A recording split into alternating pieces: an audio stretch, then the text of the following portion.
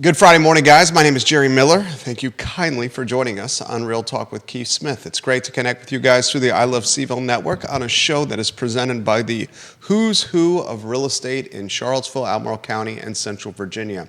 You see the businesses on screen. You see them on the Partners tab on Real Talk with Keith Smith. These are the trusted advisors that Keith and his nearly 40 years of being in the real estate business is personally vetted and suggests you, the public, utilize on your path to closing. If you have questions today, put them in the feed. We will relay them live on air to a panel of experts. The program live all over your phone and wherever you get your podcasting and social media content. Judah Wickower, if we can go to the studio camera, and then if we can go to a four-shot as we welcome our panel of virtuosos and experts extraordinaire. Keith Smith, good Friday morning. So I was just thinking 40 years that there's a new thing. I'm wearing a gray suit. Supposedly the gray hair and the gray suit blends in. According to my sister, who's the interior decorator. Just saying. I think it looks great, Keith Smith. There you go. You got in the game in 87, technically 37 years. Yeah. I'm aging you a bit, but nearly 40 years has a nice ring to it. Well, when you reach a certain age, aging people a bit is probably not a good thing. Let's go the opposite direction. I'm excited about today. You know, we've got a little bit of a roundtable discussion here. We're going to kind of chat a little bit about some questions that I've received in reference to, let's call it the decoupling of commissions from the MLS, and you know, what are these gentlemen seeing in their world, and then ask some questions for the feed. But before we do that, why don't we give John an opportunity to introduce him real quick. John, give us the quick flip book of who you are, where you're from, and whatever you want to do without getting ourselves too much in legal trouble. Sure. Thank you, Keith. Well, I was born and raised in Charlottesville, so this is my hometown. Got admitted to the bar 2015, came back to Charlottesville, and just been playing along with real estate and raising my family.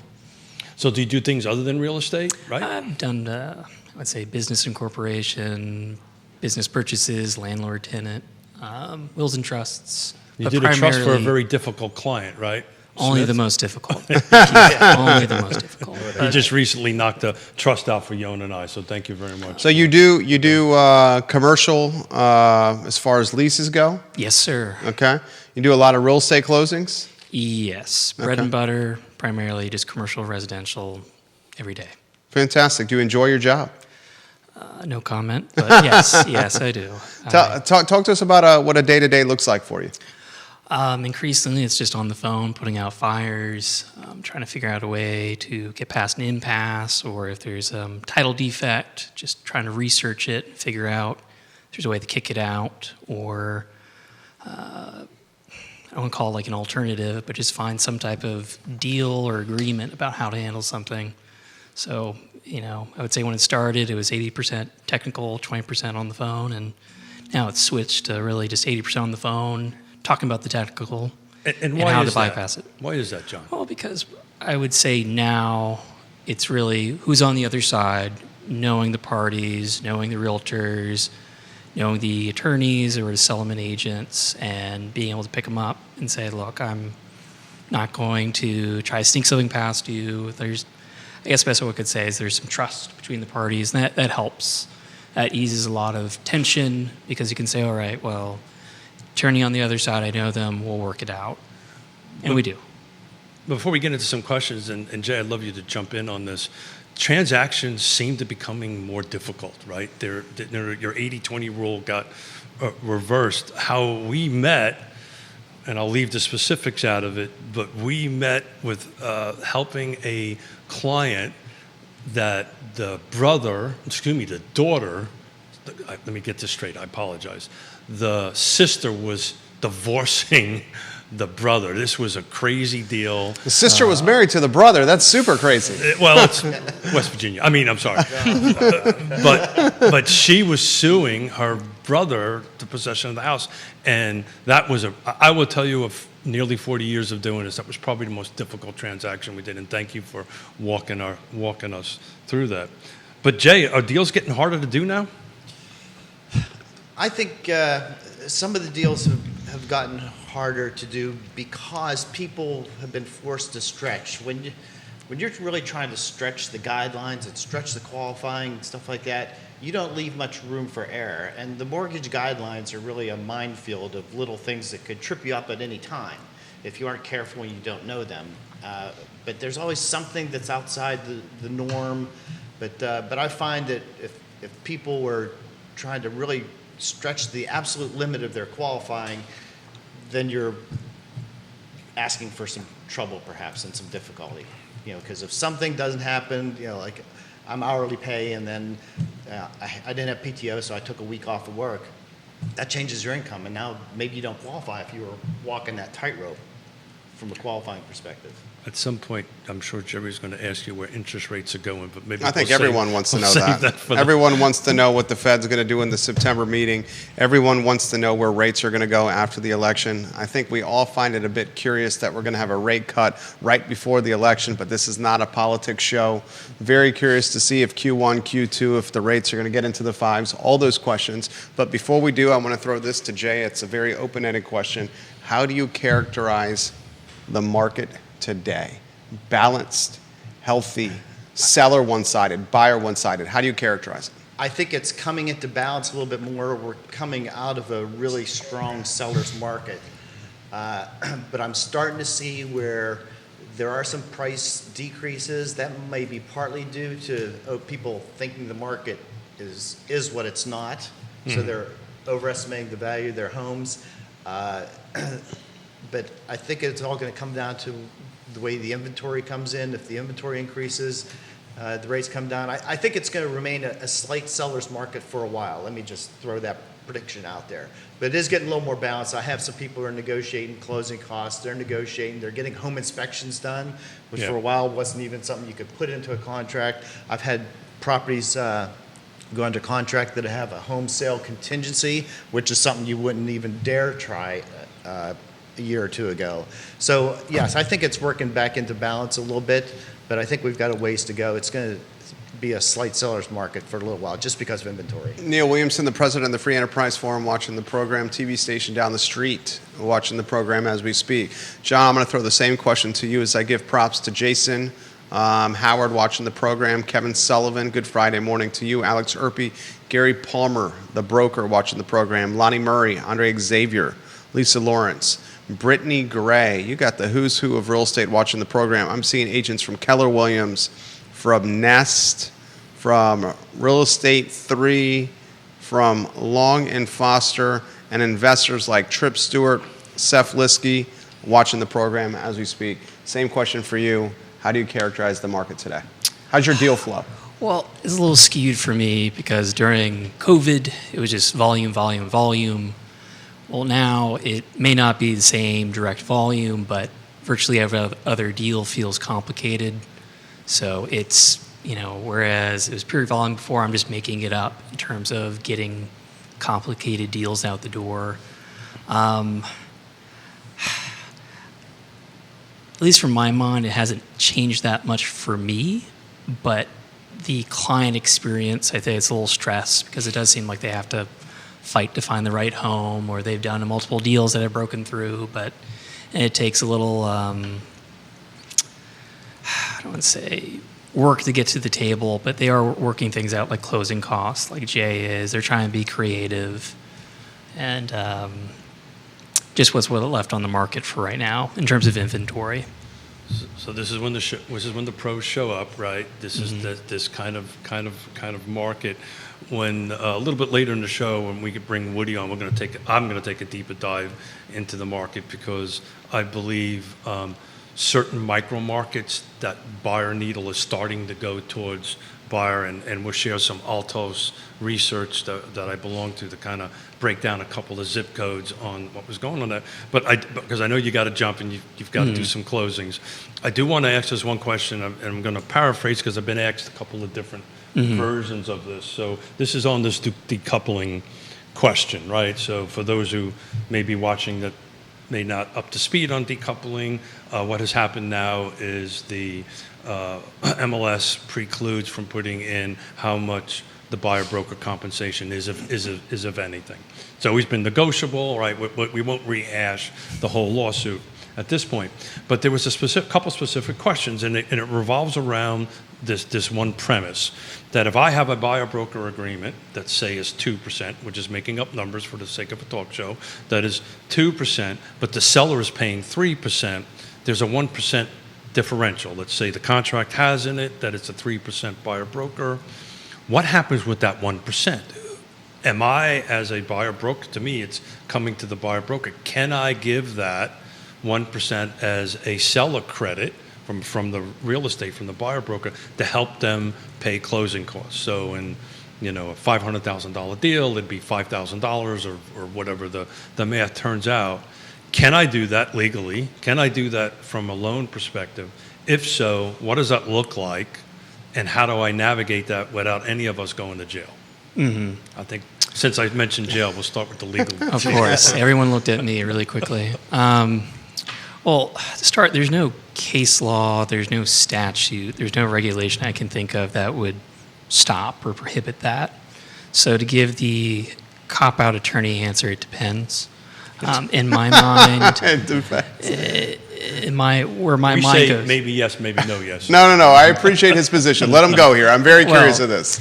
Well, at least in my mind, where it goes to is transparency. Are the parties aware? Did they have the information on hand to make an informed decision? And by that, really the seller. At least in my mind, the deciding factor is the seller, because the commission comes out of their proceeds. So if a buyer broker comes and says, look, I would like my 1% to go to the purchaser to help them with closing costs, also make sure they can afford this purchase, and they say yes, I don't see any issue with that, but the fact of the matter is, are they aware of that? So it has to be in the contract. Well, contract or there just has to be some way, whether it's a dialogue, contract, or otherwise. Preferably contract, but I know with deals it can be fluid, but just at the end of the day, did seller know or have reason to know, and could they make an informed choice about it? Because and there's historically been, and I'll get myself into trouble regularly here, John, so that you know this. I'm going to say this in advance. Historically, we in the real estate world have been told, well, you can't put this stuff in a contract, right? And I've never prescribed to that at all. I think the theory is there's three separate agreements, right? There's an agreement that I have with the buyer broker. There's an agreement Jay has with the listing, and then there's the contract. From my perspective, and I stayed at a Holiday Inn or whatever it was. It's about the closest I got to anything legal. But the place to consolidate all that is in the contract. Am I looking at this right, or? Well, I don't disagree, but granted, most of the time I'm not the one who has to write the contract. By the time I get it, it's too late. You're the one that's dealing with it, though. Yeah, by the time I get the contract, it's too late. So that's why I kind of leave open to discussion, because I know that would come up. But whether it's in the contract or somewhere in writing, obviously I put value to that. But Jay, from your world, it's got to be in writing somewhere for that to happen, right? It does have to be. If that 1% is out there floating around, it just can't appear all of a sudden as a cash credit or something like that. It has to be written somewhere so that we know where that's coming from. It has to appear on the closing disclosure. So what's going to be important with that is how it's written into the contract. So if you say, I'm getting 3%, but I'm giving 1% to my buyer to pay for their closing costs, that's allowed. Okay, it can be written that way. You're an interested party to the transaction from a lender standpoint. So there are limitations on how much interested parties can contribute: sellers, realtors, builders, whomever. But so if we take for instance, where somebody's, say they're putting a minimum down payment, 3% or 5% on a conventional loan, they're limited to 3% of the sale price in interested party contributions. If you are contributing 1%, that means that the seller can't pay another 3%. That means the seller can only pay another 2%. So that's where it makes the difference. If it's written as seller will pay buyer agent fee up to 1% or something like that. But that has to be in other terms in our current contract, not in the concession portion of the contract, which is important. Right. But as long as it's written, it's important to differentiate the seller can pay the buyer agent fee. Okay? So that's, thank you for We saying got comments coming in from people in the game if you want me to relay their perspective. Just let me get this out real quick. Yeah. So that's a common misconception out there, that unless you tell me otherwise, almost every loan product allows this to happen, correct? Yes, they've always allowed that to happen. They've always allowed, they've allowed the seller to pay it. They've allowed the buyer to pay it, with the exception of VA. VA previously hadn't allowed. But they changed that, right? They changed that. They have a temporary variance in there. Okay, so it's not written in stone yet, but it's legit now. You can write a contract on it. But you can have the seller pay the buyer agent fee, the buyer can pay the buyer agent fee. Of course, if the buyer's paying it, then I need to know, because that could affect their qualifying. So has to be in other terms, has to be spelled out from your perspective, however that language is, and speak to your broker if you're a real estate agent. They'll help you with that, but there has to be the language in it. You need it as a closing agent because it tells you how to disperse money, and then to include VA, this is allowable by all the lending Yes. mechanisms. Got it. Michael Guthrie watching the program. We're going to get to Michael's comments here in a matter of moments. Andre Xavier, we're going to get to your comments as well.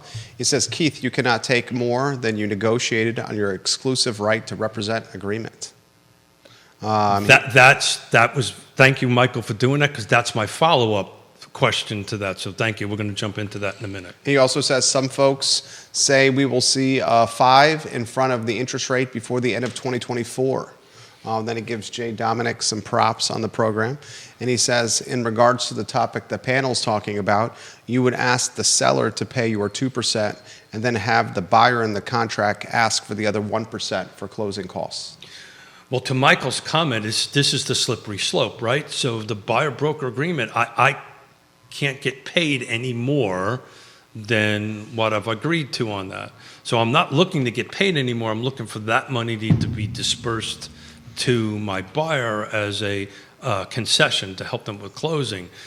Otherwise, what happens with the 1%, Michael, right? It either, because if I have a listing agreement that's broken down this way, where does that extra 1% go? And look, I'll just say this publicly out there.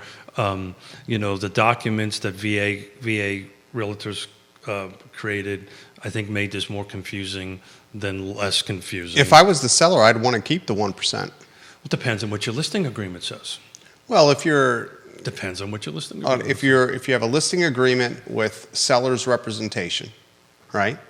Wouldn't you caveat in that listing agreement, if the buyer broker has less than 3%, that stays with me? That's how I would do it. Yeah, but I mean, that would be the easiest way. I agree 100%, Yeah. 100%. But what if it's not? Then I would say the selling agent is not offering the best counsel to their client. That The also seller's may be the agent case. should be saying this counsel to their client. But- It's not always 3%. You need to hedge in case it's not 3. So, John, from your, I get that, and you're a seasoned. I mean, I have 24 doors, but that's what I would do. Yeah, but the reality of it is some of these listing agreements may not have that in there. Well, the listing agreement's a stock document that can be massaged. I understand that. But from your perspective, what happens with that 1% if it doesn't have it outlined in the thing? Well, my position is that, it's still the seller's money. That's one. Going back to what I said, I think it's kind of a decision for the seller. Like if they want to retain that 1%, they can do so. If they want to help the purchaser along, they can do so. Within limits, obviously, but that's going back to, did they know about that choice or that distinction between the listing, what they agreed to on the listing versus the buyer-broker agreement? And that's why I think it's just really a question of transparency. Right. Could they make that choice, an informed choice? Well said. Because And it's their money at the end of the day. the seller, before contract goes pending, can't the seller's representative on behalf of the seller ask the question, what is the commission in this deal for buyer broker?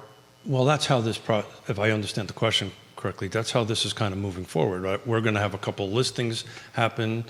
We'll get phone calls. We'll share with what our seller is offering as a buyer broker. They're going to ultimately put this into the contract. And, David Villa's watching the program. David, I believe you're in the game. think he's in the game. He's a realtor. He says, I believe I don't have to share my buyer agreement with the seller. That's between me and my client. Agree. You agree with that? 100%.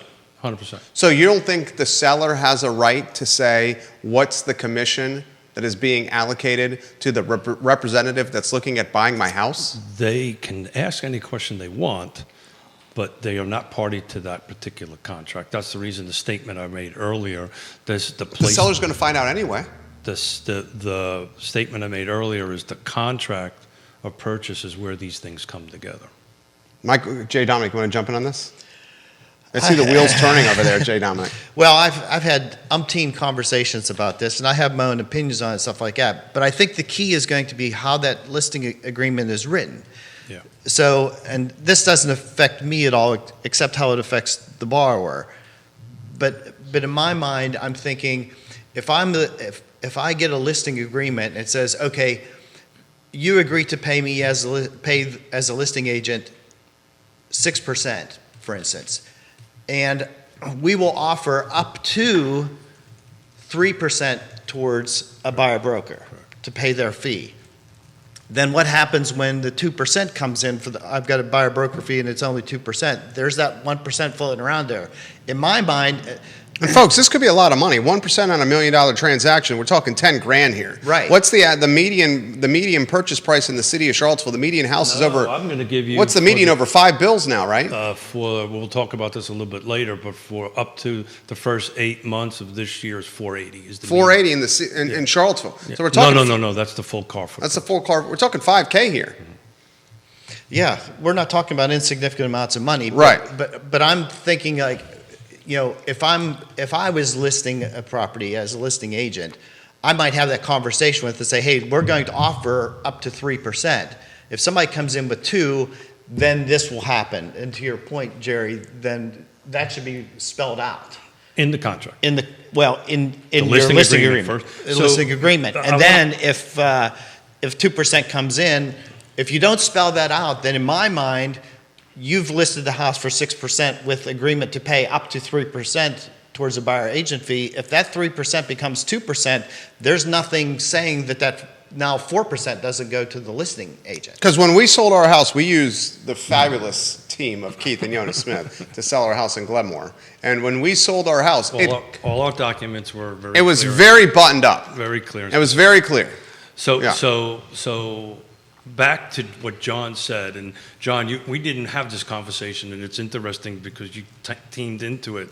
I've been talking about the 6 things for real estate. John, welcome to Real Talk with Keith Smith right here. And by the way, if you got something to say, just jump in and Please, say it. sure. Right? Please. And if you think Smith is full of you know what, you tell me. And we got to get Woody in the mix too. We'll get Woody here in a minute, but The comments are coming in fast. so it's right location, price, features, condition, timing. And I've been saying this for a year, and it's like my kids, they don't want to hear me no more. Who's on the other side matters, right? Mm-hmm. And to your point, it matters. But right now, this is when the pros show up. A credit to my wife, Yonna Smith. Love you, Yonna. When we were at the Reese Media CEO event last year, this time last year, I'm going to be there next week speaking again. She turned to me and said, you know who this is going to be hardest on? Listing agents. Not buyers. It's going to be listing agents. And she's right, because your listing agreement needs to be wired tight about what happens under these individuals. And again, if you're a real estate agent out there, don't listen to me. Talk to your broker. Your broker's the one that's going to guide you through this. Beth Mark makes that point right there. God, comments are coming in fast here. Candace Vanderlyn of the fabulous Yes Realty Partners team. Biggest recommendation is for all realtors to know and understand what their brokerage is requiring and go to CAR and get the resources and answers you may not be getting elsewhere. All realtors should be aware of these practices, and there's a ton of education available. She also says that John Ralston guy, he's a rock star. Candace giving John some props over here on the talk show. I'll tell you, you want a Thank you. problem solved, call John. This from Mr. Michael Guthrie. In a standard listing agreement, if the offer to the buyer is 3% and the agent can only get 2%, the listing agreement could keep the other 1% that does not go to the buyer's agent. Correct, but I think that document needs a bunch of tightening up, and my hope is VR eventually is going to do that. But what we're counseling our folks is write out the scenarios in the listing agreement. If it should be, if the contract amount is less than what the listing is, it goes back to the seller. Andre Xavier's Or talking. you're allowed to use it as. Right, that's what, something you'd have to add in, but I agree with Michael, he was basically saying the same thing. Absent any kind of clarification on what that extra It belongs to the amount, it belongs to the listing agent, is my mind. So- Because so- I agreed to list the house and sell it for So hold on, time out. 6%. So now you're saying, if you don't change the language and edit that, I, as the listing broker, get paid an extra point instead of that. That's the way Yeah. I view it. Now, like I say, I don't have to dabble in this. I just have to see how it ends up on paper for my borrowers. But I've heard a lot of talk about it. But if you list a house for 6%, okay, then you're saying I will list your house and pay a buyer agent X. whatever, Yeah. up to 3%. But if it becomes less, I still am getting 6%. How do you feel? You John wish shaking you, his head. Oh, you wish well- you never showed up. No. I think he's enjoying Slowly this. Is it time for backing me to out. leave yet? I think he's enjoying this. Well, but he and I have had a bunch of debates, so I John's job is to mean- hedge risk. Yeah. And that's what he's basically doing here with Yeah. his commentary. Is that not what you're doing here? Yeah, but it's just in the course of a transaction. I mean, it just really depends on who you're working with. Because I know with your bank, you may want to see, okay, what happened to that commission, and we need to get that charted out in writing somewhere. I think most And- banks would ask that. Yeah, I mean, I can think of one of two who may not catch it, but I guess in my mind, it's going to come down to conversation between the parties and being able to hash out. Because at the end of the day, if there's something you can't approve, the deal goes nowhere. Like if you're not comfortable lending on it because of how this commission is shown out or negotiated out, well, then the parties have to figure it out or they don't. So it's kind of like that's the lender, or at least your position, that's kind of where it, hits a brick wall. Either the parties work it out or they don't, or the loan's not going to go forward. So in that sense, it's just, everyone's kind of going to be forced to talk about it, even if they don't want to. This is why number 6 is who's part of this transaction. John Ralston needs to come back to the show. Multiple people are saying John Ralston needs to come back to the show. I think you add good color to the show. Oh, thank you. The closing Thank you. attorney perspective. So we're going to swap you out with Woody, but before you get up, is there anything you want to add to this topic from your perspective? Sounds like you could scoop up some business here On- too, John, if you on- want to scoop up some business. And It's plug. You got a boatload of realtors watching you here. any sage advice for anybody on my side of the fence doing business here? Well, I mean, not trying to beat a dead horse, but at least from the attorney perspective or the settlement perspective, I find like 90% of the issues are just cleared if someone picks up the phone Amen. and just talks about it. And I think most, if not all realtors, even settlement agents and banks want to see their client get the transaction. And 99% of the time, I find that's true. If people can just get on the phone, talk it out, it will more than often than not work itself out some way. I would say the time that it blows up due to like just a difference of opinion or different attitude, it's very rare. It's not impossible, but I think most people, keep their eye on the prize. And it's just... But before you jump out, and Jay, chime in there, why is it so difficult for people to have a conversation? I don't understand that. Because cell phones and social media have made conversations, actual conversations, work. Yeah, that might be the answer. Texting and social media has made talking work, But I will, which stinks. I will tell you, in order to navigate where we are in real estate right now, you got to have a conversation with folks. You got to pick up the phone and say, Jay, blah blah blah blah blah. What can my client do? John, this is the brick wall that we hit. What's our solutions here, and how we can communicate? And sometimes I find it best that for real estate agents, sometimes get the hell out of the way and let you guys, the two attorneys or the two closing agents, get in the middle of it, particularly if it's some areas that we don't have expertise in. But speaking of expertise, Yep. we're Should going to have mixed slide some in instruction. Woody. How'd you like that segue, huh? That was very nice. John, you did a hell of a job, dude. Appreciate it. Yeah. John, thank Well you. done. You're welcome back anytime, my friend. Well done. This is coming from Andre Xavier on rates. Oh, boy. This is actually, see you, John. You have a good one. Thank you, John. He said, I just had a friend lock in a 5.67% 30-year conventional, 10% down, 800 plus credit score. That's it, right? 800 plus credit score. I was locked in yesterday, 5.67%. No points purchase. So Jay, You see anything like that? No. Why- That's, That's a unicorn. yeah. Okay, what is the best you've seen so far? Well, we were talking in a meeting yesterday where we're saying we should start reaching out to our veteran borrowers because they have the most streamlined refinance process. And we're talking about stuff in the 5 3/4 type of range for those types of refinances. So yeah, but if I can tell you this, while you're doing that, why ahead. does credit score matter? credit scores matter because that's what drives the bus for program eligibility, for interest rates, for mortgage insurance rates. That's a big one. I mean, that's where it matters. It can garner you some extra flexibility in the automated underwriting systems. So, if I'm looking to get a debt-to-income ratio of 49%, if my credit score is 620, that latitude might not be granted to you. Yeah, the GSEs definitely look at credit now more than look at collateral on residential mortgages. Lyle Radke, who's basically the chief appraiser at Fannie Mae, often when he's speaking at conferences, reminds appraisers of that all the time. The appraisal is a part of the process, but they care more about that credit rating than they care about the collateral anymore. So while Jay's looking up rates there, you were listening to this conversation. From your perspective, talk about, appraisal with the decoupling. What are you seeing? What should we be doing as real estate pros to make your job a little bit easier to get through the process? So what are you seeing out there, and what best advice can you give?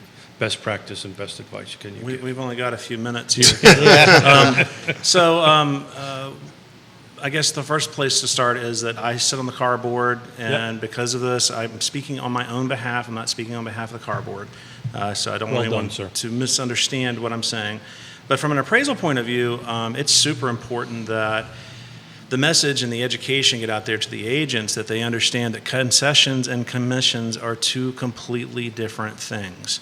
We're seeing a lot of MLSs across the country that are conflating the things, and agents are wanting to report the buyer's compensation or the buyer broker's compensation to concessions, and they should not be reported that way. They're two different things. What's going to end up happening inadvertently if they do this is when an appraiser uses that as a future comparable sale in an appraisal report, they're going to end up having double dipped on cash equivalency, because an appraiser has to adjust out cash equivalency when they're using a comp. What that means is that if they're paying 3% in concessions and then 3% in commissions, then the only thing that should really be adjusted for is that 3% of concessions. But if the agents are reporting them as commissions, some appraisers are going to end up taking that information and saying, okay, it's actually a 6% adjustment.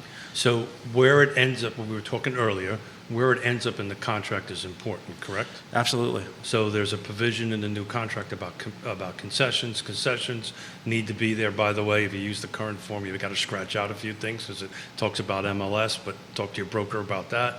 But if the buyer's agent's compensation that the seller is offering has to be in other terms and or a separate document that's attached to it.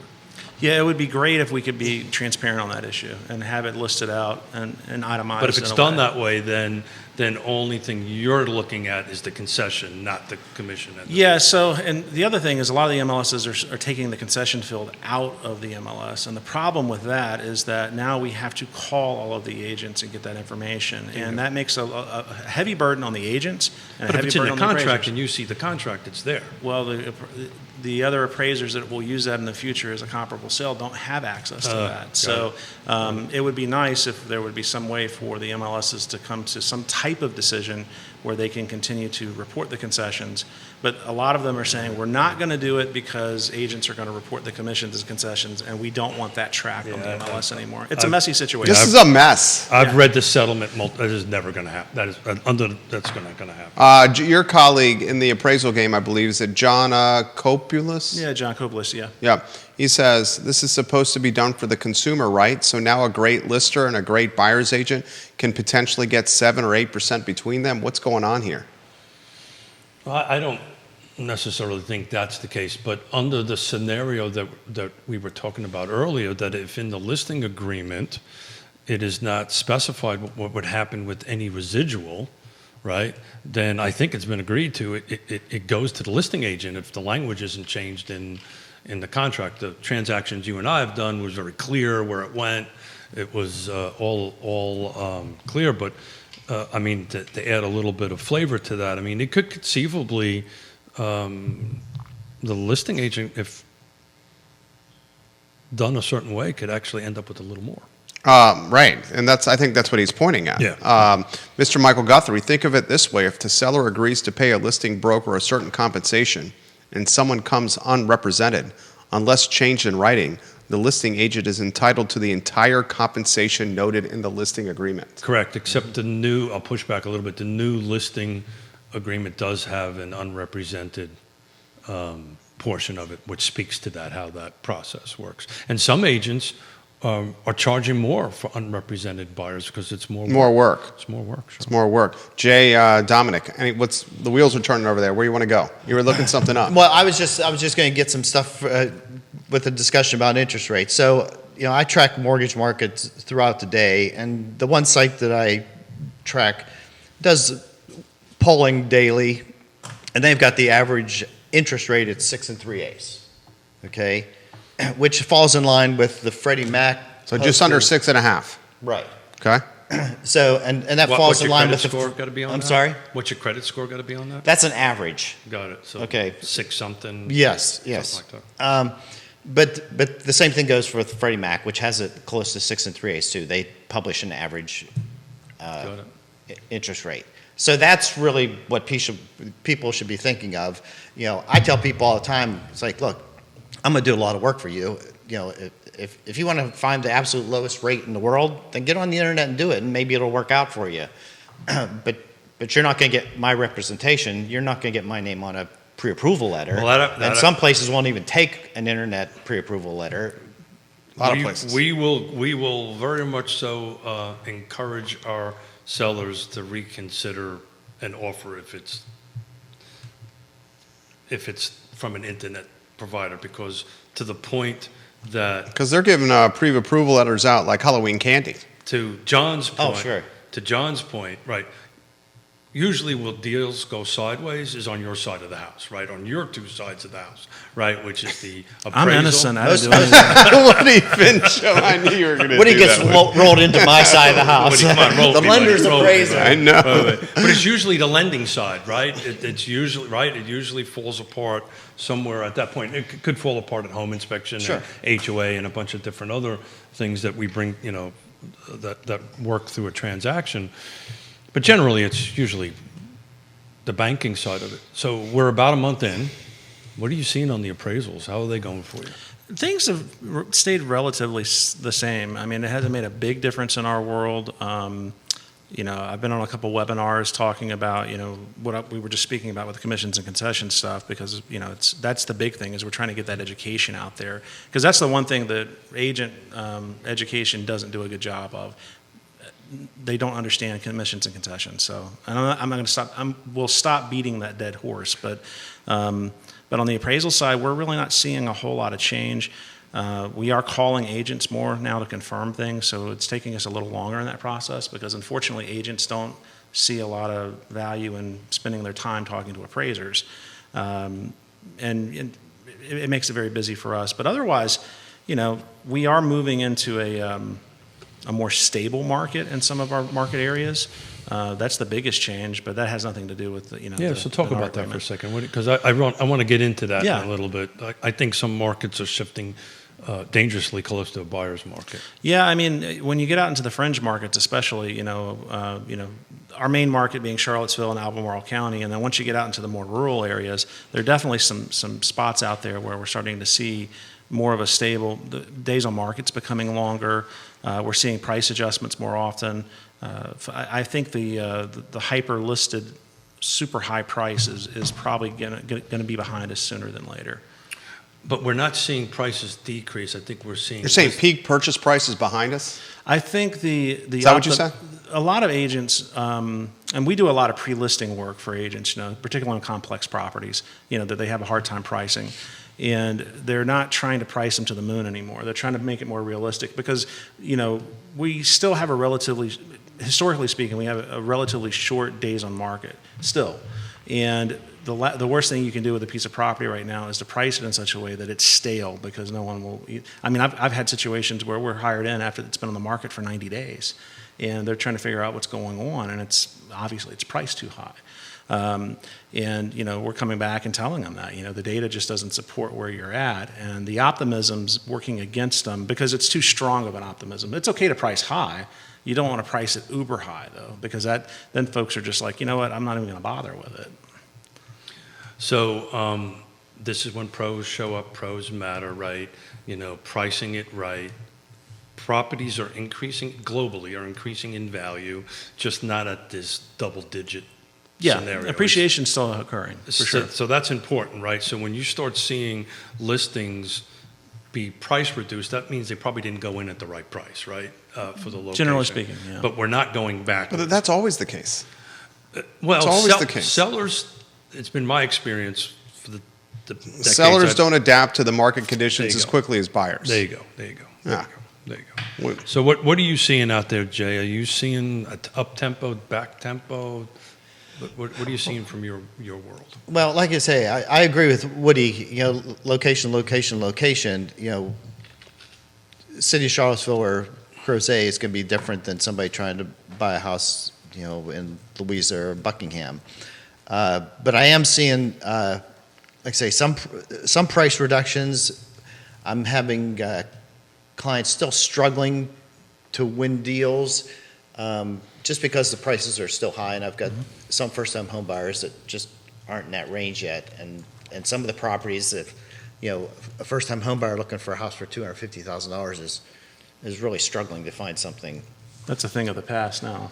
Yeah, and you have to go over in the valley or way farther south or something like that. Yeah, but I've been saying this forever. Micro markets matter. Street to street matters. Block to block matters. Right. Home to home matters.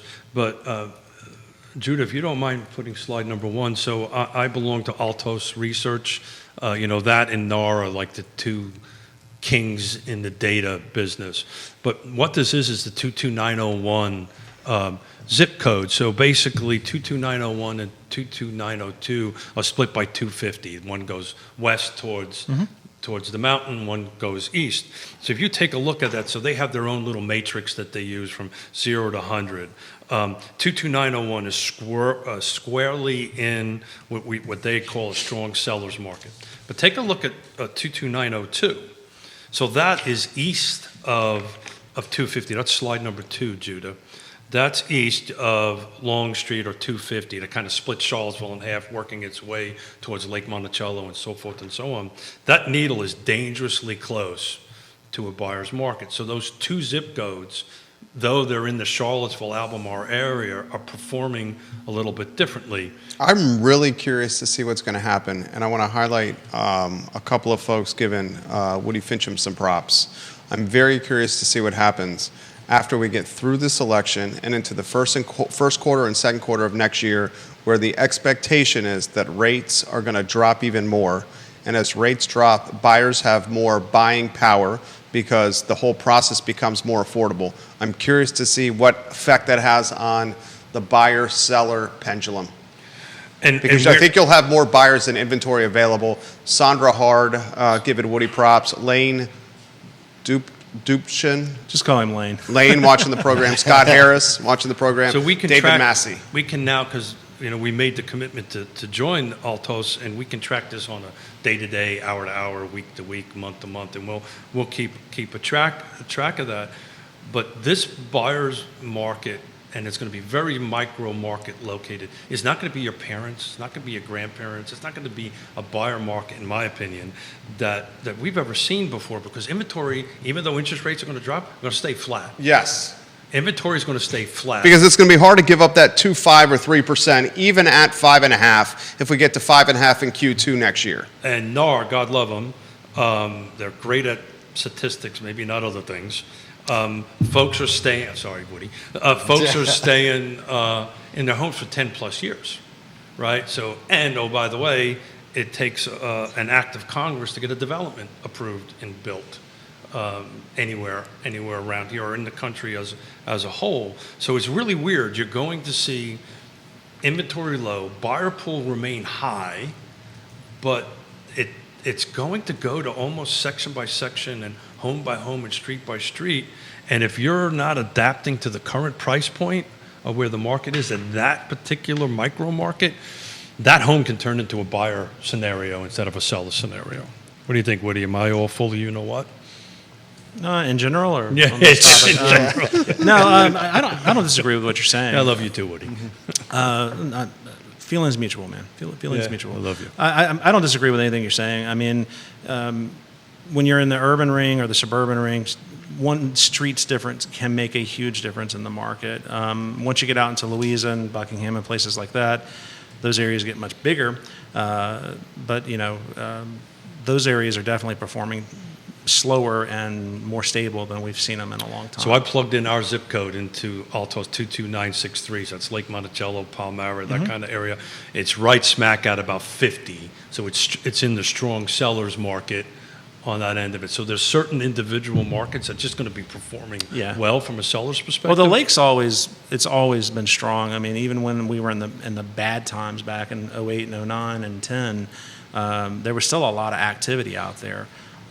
It's just not affordable for most folks anymore. I mean, what's the median price in Lake Monticello is well outside of the range of most first-time home buyers. I didn't run it. I'll share it later. I ran the first 8 months for this year early this morning. But about 350, 360 in that price range. Jay, Domenic, you jump in here anywhere you want to go. Mico Los Pedros giving Woody Fincham the props, the best of the best from Miklo. Thanks, Aaron. Jay, he's watching New Mexico. Jay, the show is yours. Anywhere you want to go on this. I just want to mention one thing about the interest rates, because there's always talk about that, and I just want to say that there's a prediction out there that say this fall that the rates should be in the mid fives. That's bananas to me. Well, except that prediction was from January of 2023. Okay. So the point being is, be careful who you listen to as predictions. Last year, at the beginning of the year, they were saying rates are going to be in mid fives. Nobody predicted the pandemic and the rates plumbing there. When they thought the rates were going to come down, they went up, hovering near 8. Okay. That was October 2023. Right. So That was the most unaffordable time in American history to buy a house. And October of last year. And the prediction at the beginning of the year was that the rates were going to be in mid fives by then. This same week last year, I had Dr. Yoon predict at the CEO event that we were going to be in the fives. Okay, so why don't we, instead of doing... Let me get this out real quick. Do you think the current rate environment already has baked in the Powell's? I don't think there's any question about that. Yeah. So I'll just touch on that briefly, okay? I agree. The day that the Fed drops the interest rates a quarter point, will the mortgage interest rates drop a 0.25%? No. No. It's just as likely they'll go up that day.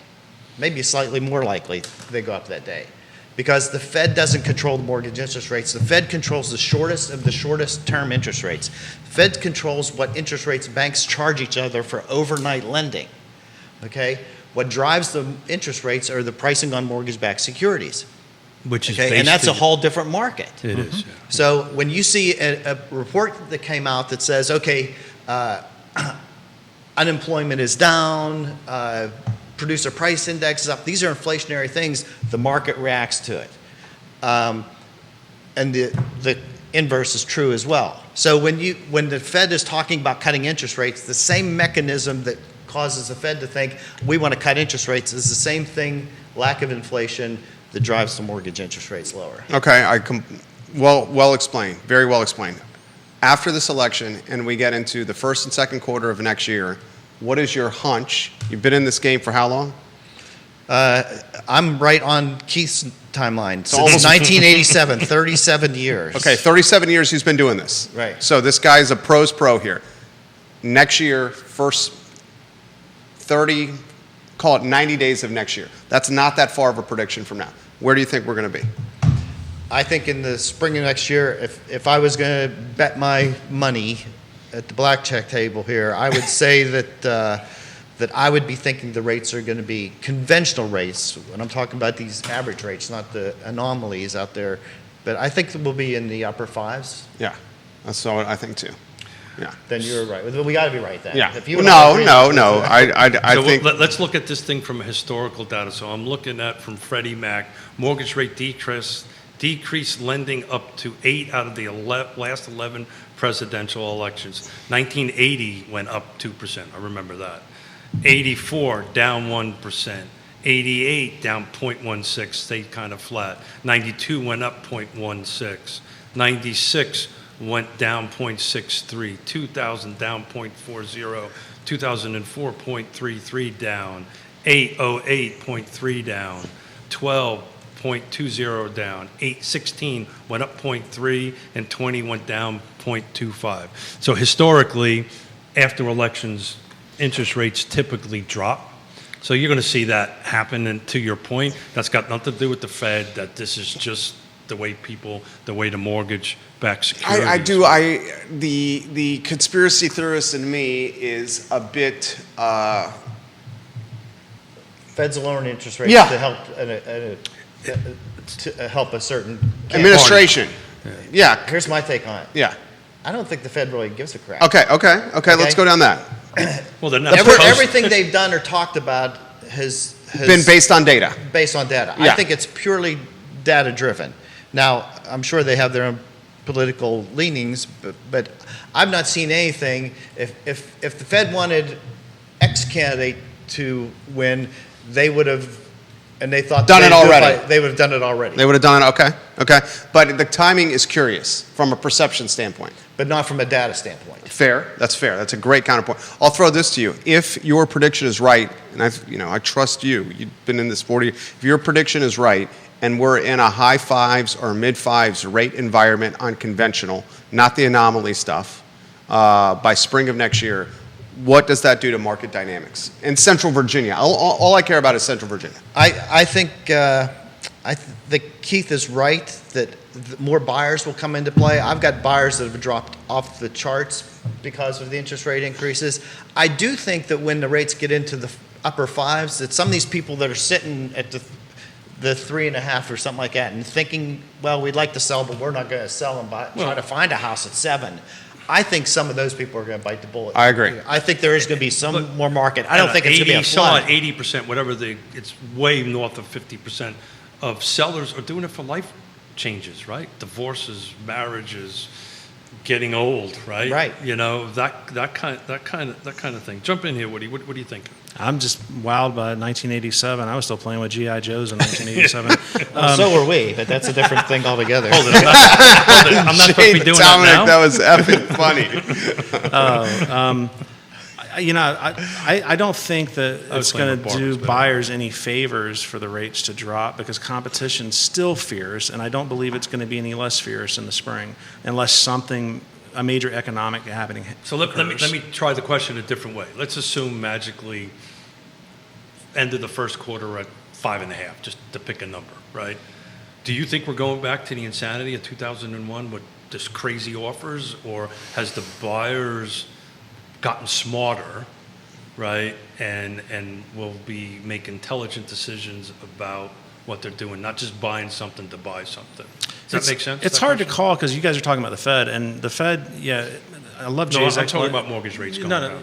But where I'm getting at is that the zeitgeist matters with this stuff, and the reason the news is hyperbolic about the Fed rate is because they make the consumer think that it does drive the mortgage rate. It's misinformation that's put out there, Right. And need people like you and me and you to help straighten people out on that.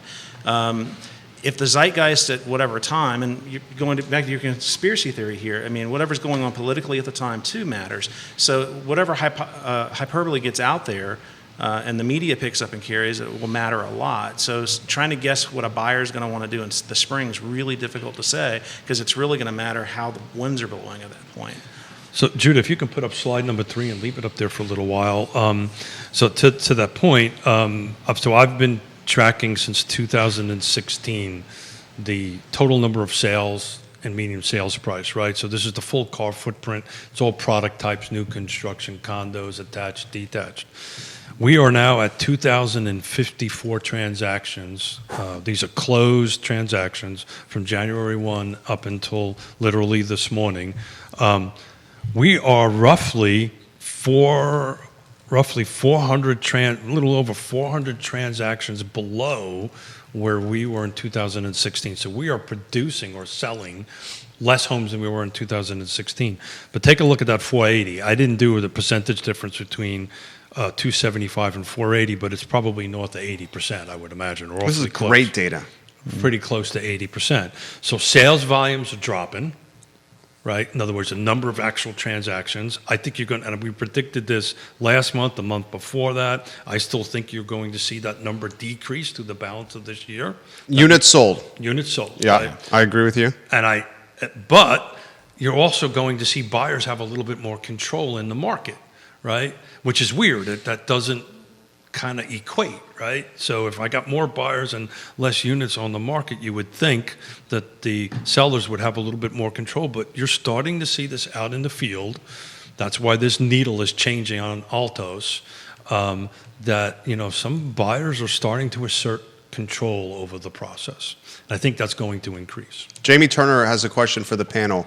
What drives the mispricing leading to so many price adjustments happening in the area? Do the realtors not have the tools to accurately price? I think I can answer this. I think the realtors have the tools to accurately price. What's driving the mispricing is disillusionment with the sellers. Yes. So Because the sellers still think this is a market that was synonymous during COVID and the pandemic, and it's not. Right. It's not that market anymore. So put up slide number 3 again, if you don't mind. Pandemic was 21. We had 3,190 transactions happen the first 8 months. We're now roughly, round numbers, almost 1,000 transactions down since 2021. I'm going to get myself into trouble again, second time. Maybe more than the second time. I love when you lead with that to just further draw attention to the trouble that you're doing. Yeah, well, No offense, It's but I'm going to steal a cookie from the cookie you're jar. going to be offended here in a second. no offense, but it's a New York thing.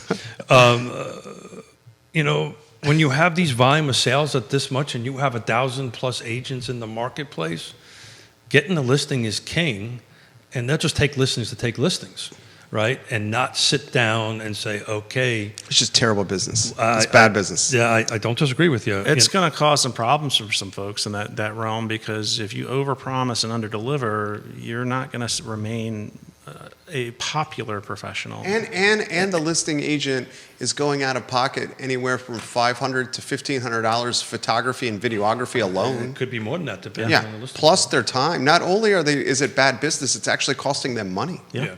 Well, that's back in the bad business category. Yeah. But, you know, getting it right and convincing your client this is the right number takes a lot of guts, frankly. And, you know, if Michael Guthrie is watching, I need to give him credit, because I stole this terminology. I'd rather disappoint you now than later. That's straight Michael Guthrie, and he's 100% right. I'd rather disappoint you now and give you a right number than get into the project or get into the listing and disappoint you. And once it starts decreasing, the inventory is so light, you know, when your price gets dropping, what's the first thing the buyer's going to ask? What the hell's wrong? Yeah. Right? So get the number right. Price matters. Location's number 1, price is number 2 of my 6 rights. And price matters. And if you have any concern about that, you hire this man, Woody, instead of paying the photography, pay this man a fee to go give you a number, and he'll tell you what the market value is to the, well, maybe not to the penny, but pretty damn close to the penny. This question's come in the feed. The cash buyers in the market, what percentage of transactions are cash buyers? Oh, wow, great question. We're still north of 30%, aren't we? I think we're more than that. I can tell you real quickly when 30% somebody plus answers is that question. astronomical. Going back to what It's Keith's crazy. talking about, though, with pre-listing appraisals, I can't tell you how often I get a call from one of my realtor colleagues, and they're like, "Hey, I've got this situation. Can you come in and do a pre-list for us?" And we will, and we end up a lot of times telling the consumer or the seller the exact same thing that the agent's already told them, but for whatever reason, it doesn't sit well with the consumer, because they are being very overzealous on how they want to price it. And they're using all the information they get from the news and what have you, and they go, well, we think it's worth $1 million. And it's not, and I'm glad that we can come in and help folks doing that, but it's just, I can't, probably 80% of the time we end up at the same range of number that the agent had already told them. So last 7 days, 66 transactions happened in the car footprint. I'm just looking at my little market snapshot that I have set up on Paragon. 22 of those 66 were cash transactions. It's 30%, 33%. Yeah, 28 was conventional fixed, and there were 7 FHA, 1 rural, and 7 VA on that end of it. This question for Jay, what's the good rule of thumb for refinancing on interest rate save points-wise and the cost for a refinance rule of thumb? It's a good question. You get that all the time. My standard response is I hate rules of thumb. But I'll say this. If one of my clients, past borrowers, call me up and say, hey, I'm thinking about refinance, my response is, well, you're at 6.5 and you need to be this rate to get there. The question is always, if I refinanced and I pay these closing costs, how much will I save per month? Okay, how long will it take for me to recoup that money? If the answer is inside of 3 years, then okay, preferably less. But it's not I have to be 2% below. Heck, if I've got an $800,000 mortgage, 0.75% might do it. It's massive. But if I'm at $200,000 or $150,000 mortgage amount, 2% is probably not enough to cover all those closing costs, to recoup those costs. And you also have to look at, and Jay obviously knows this in the counsel he provides, it's not just how quickly can you recoup the closing costs, it's what it does for the monthly budget. Because if you're saving hundreds of dollars, if you have a loan of that magnitude and you're saving hundreds of dollars, that could just offer relief of getting day-to-day, past bills. Yeah, cash flow is important. That's what it is. Budgets, or it could be a strategy of what I like to do is not just say, hey, guess what, you saved $220 a month. I'd say, how about we take the savings, you're already laying this out, how about put it towards your credit card or something like that? There you go. So you shouldn't be paying extra on your mortgage if you've got a bunch of credit card debt. Oh, yeah. Back to the cash question, while you guys were chatting, I just took a look at what closed in Albemarle County. Just Albemarle County, from the first of the year to today, there was 1,100 transactions that closed. 400 of them were cash. So it's approaching almost 40%. Yeah, I would expect Albemarle to be higher than a lot of the other That's in counties. Albemarle. Yeah. Can we use that data to suggest or to infer that those people doing the cash transactions are new to the area, that have sold elsewhere and have moved to the area? The only real way to do that is just to take a dive into all 1,000 or all 400 and make some phone calls to agents and get back, which would be a lot of work. A lot of phone calls. This is a follow-up. Is the closing costs, I know you hate rule of thumbs, but around a point? No. What are we talking? There'd probably be more, but I wouldn't say, let me say this. If somebody's buying a house, there's a rule of thumb out there to say we'll use 3% of the sale price closing costs. 3% is too little at certain price ranges, too much at other price ranges. So I would probably say that the closing costs On a refi. Are going to be not 3%. It's going to be less, but you're going through all the same closing costs you did when you bought the house, except for some tax stamps for purchase. So that's why who's on the other side matters, to kind of round up this conversation back to that end of it. Because if I got a buyer and that buyer's talking to Jay, we're all going to have this conversation about what the projected closing cost might be for this specific property. Because if we're trying to negotiate seller concessions, we got to know what that number is, right? On that end of it. So who's on the other side matters. Having these conversations matter. I know everybody wants to text and do all this fun stuff, but you actually have to have this one-on-one conversation. Back on the cash thing, there was 296 transactions in the city of Charlottesville. 116 of them were cash. So that is approaching 50%. in the high 40s, mid That's to high 40s. significant. Well, your demographics matter in both Albemarle and Charlottesville. I mean, you've got a lot more folks with Deep means. pockets. Yeah. A question for Jay real quick. I know we're getting close to time, but think we're there's over. been some scuttlebutt on a 40-year mortgage becoming a thing. Oh, God. Well, I hear all sorts of things about potential loan products, stuff like that. Yeah, I don't see it being relative. I mean, 40-year mortgages were out a while ago, Sure. but the price of them were high. You know, it was not a good product. For all the more you saved, it was partially offset by the higher interest rate. You know, it wasn't a whole lot different than interest only. So Well, the amount that you actually end up paying back on your loan over 40 years versus 30 years is significant. it's significant on a 30-year, and Yeah. it gets Oh, even sure. worse Oh, at, sure. at a 40. So if that comes into play, I don't see that as a big player. It's not going to be priced very well because Fannie Mae and Freddie Mac, you know, they're not going to be buying these things. So I don't see that as I going to just be a can't big believe we're factor. having a conversation about a 40-year mortgage. How about the 7 or longer car term? Buy a car, finance it over 7 or 8 years. Right. I see some crazy car Drive it payments off the out lot. there. It depreciates 40%. Then you're going to Yeah. pay interest over 7 years. Except housing doesn't depreciate. Let's have Fluvanna County, back to the cash question, to your point, 257 transactions, 52 were cash. So the city of Charlottesville was 296, a little bit higher, but almost double the cash transactions in the city of Charlottesville versus Fluvanna, and that's purely based on price point. Gentlemen, we are way beyond Yeah. our time. Keith Smith, Woody Fincham, and Jay Domenic. Woody, close with some final thoughts for the viewers and listeners. Just happy to be back on the show and hang out with my friends. This is always a great conversation to have. And to all my real estate colleagues out there in Charlottesville and around, call, text, email. If we can help you, let us know. Same for you, Jay Domenic.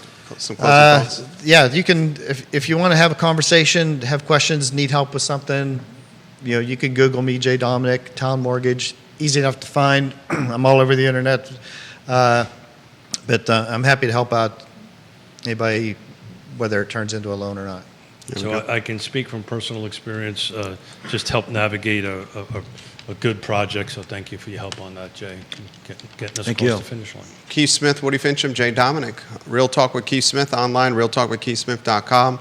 Click the Partners tab, and you will see the trusted people that you can count on to get through the closing process. Keith Smith. Yeah, next Friday I am up speaking at the RES Media CEO event. So Dave Norris is going to be sitting in my spot. Very and nice. I gave him dealer's choice, so we'll find out who he's going to bring with him. There you go. Dave Norris next Friday on Real Talk with Keith Smith. Judah Wickower behind the camera. Thank you kindly for joining us. The I Love CVille show at 12:30. So long, everybody. Thank you, gentlemen. Nicely done.